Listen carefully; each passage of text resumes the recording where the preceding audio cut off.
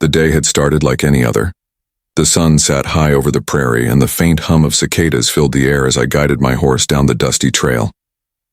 My name is Clara Hayes, and I had been in Redstone for only 3 weeks, helping my uncle with his store while trying to find my footing after leaving a life and a heartbreak back east. I was halfway home when the sky began to change. What had been a blazing blue morning quickly turned to gray, the air thick and strange. The wind shifted, bringing with it the smell of rain and something electric that made my heart race. I urged my horse forward, hoping to make it back to town before the weather turned. But then I saw him. Ethan Calloway, the quiet rancher who everyone in town said kept to himself, was just ahead on the road, loading fence posts onto a wagon. His hat was pulled low, his shirt damp with sweat from the work. "Miss Hayes?"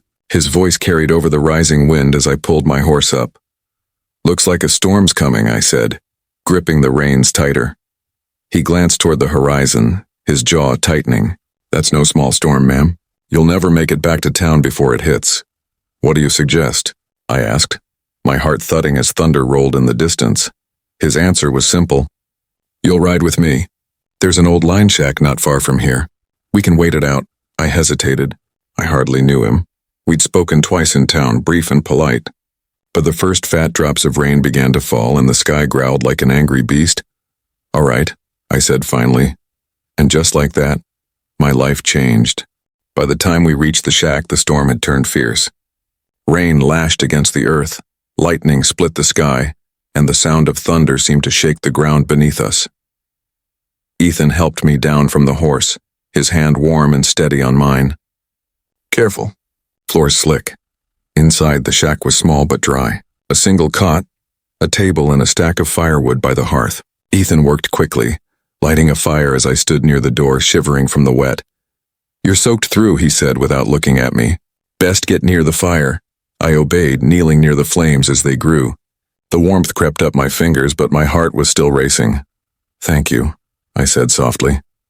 He shrugged, sitting across from me. "Storm like this, you don't leave folks to fend for themselves." For a long while we said nothing, just listening to the rain pound the roof. Outside, the world was chaos. Inside, it was strangely calm. At one point, a particularly loud clap of thunder made me flinch. I felt his eyes on me. "You're not used to storms?" he asked. "Not storms like this," I admitted. "Back east we had rain, but not this kind of wild sky."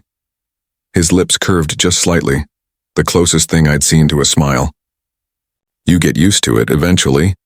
And something in his voice made me wonder if he was talking about more than just the weather.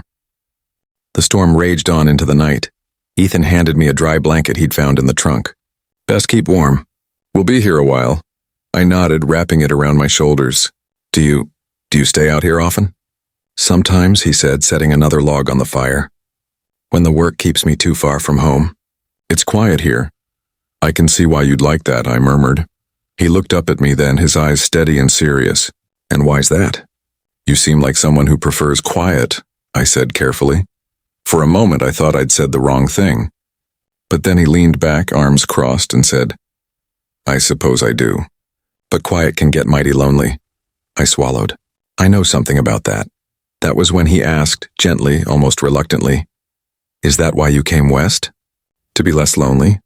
The truth sat heavy in my chest. I came here because I was running from a life that didn't fit me anymore, I admitted. From a man who promised me everything and gave me nothing but heartache.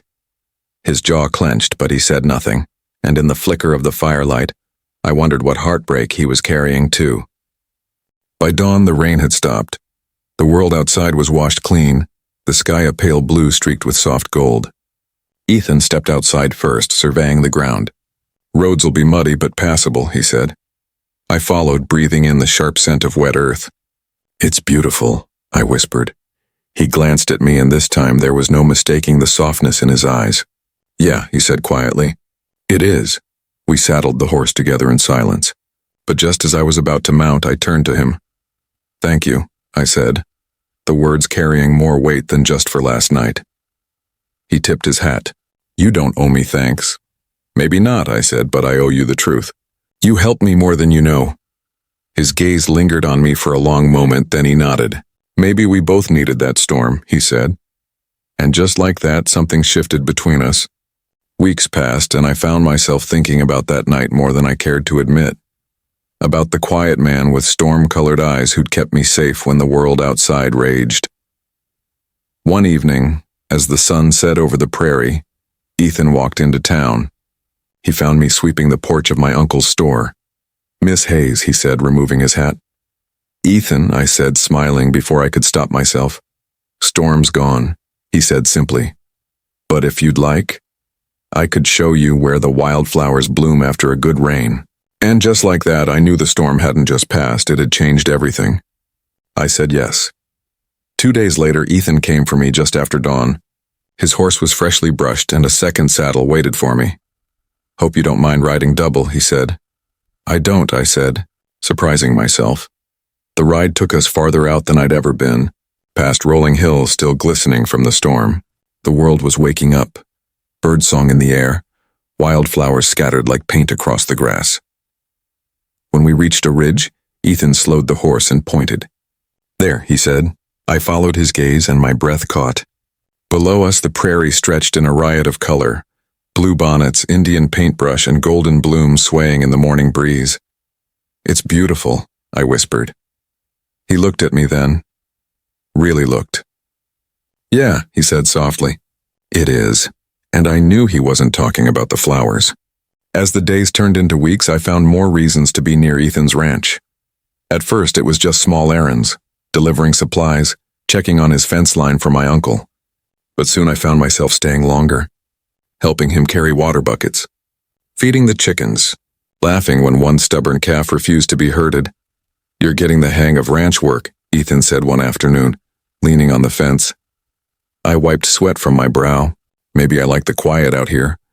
He studied me a moment, his expression unreadable. "Quiet's only good if you've got someone to share it with." My chest tightened at his words. "Maybe I finally do," I said. His gaze softened, and for a moment I thought he might close the distance between us. But he just tipped his hat and said, "Supper's on if you're hungry." It was a slow dance, this thing between us. But with each day I felt the distance shrinking. Weeks later, another storm rolled in. I was helping Ethan stack hay when the first rumble of thunder echoed across the sky. The memory of that first night together rushed back. The fire, the quiet, the way the storm had made the world feel small and safe at the same time. "This one won't be as bad," Ethan said, glancing at the clouds. But when the first fat raindrops began to fall, he grabbed my hand. "Come on, let's wait it out inside." This time there was no awkwardness, no distance. He lit the fire while I laid the blanket out. We sat side by side, close enough that our shoulders brushed. When the wind howled, I didn't flinch, not because I wasn't scared, but because I felt safe. "You've changed since that first night," he said suddenly. "Have I? You don't look like someone running anymore." I turned to face him. "That's because I'm not." And before I could think better of it, I reached for his hand. He didn't pull away. The storm passed quickly, leaving behind a hush that seemed almost sacred. Ethan turned toward me, his expression unreadable.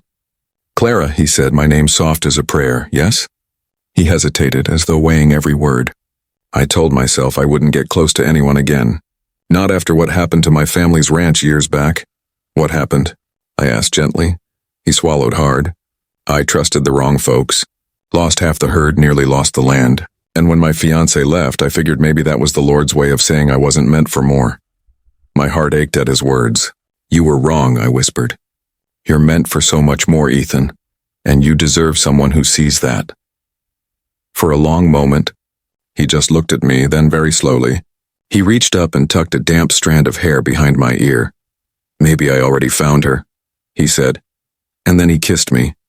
Slow, tender, like a promise. By spring, the prairie was alive with green again, and so was I.